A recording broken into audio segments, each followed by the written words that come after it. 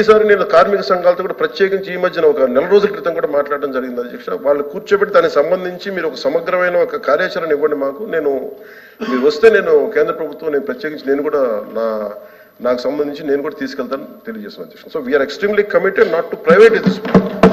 ఈ రోజు ప్రభుత్వం విశాఖపట్నం స్టీల్ ప్లాంట్ ప్యాకేజీలు ఇస్తున్నాం, విశాఖపట్నం స్టీల్ ప్లాంట్ ప్రైవేట్ చేయమని చెప్తా ఉన్నారు. ఈ ప్యాకేజీల పేరుతో ఈ రోజు ప్రజలను మోసం చేస్తా ఉన్నారు.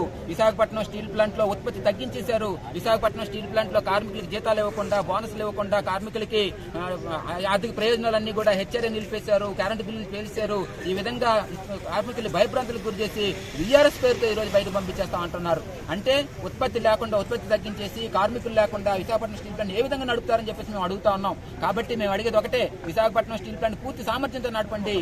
ఖర్చులైనటువంటి విశాఖపట్నం స్టీల్ ప్లాంట్ శైలిలో విలీనం చేసినట్టయితే పూర్తి స్థాయి పరిష్కారం దొరుకుతుంది. కాబట్టి ఆ విధంగా రాష్ట్ర ప్రభుత్వం అన్నది కేంద్ర ప్రభుత్వం ఎదురు తీసుకురావాలని చెప్పి డిమాండ్ చేస్తాము.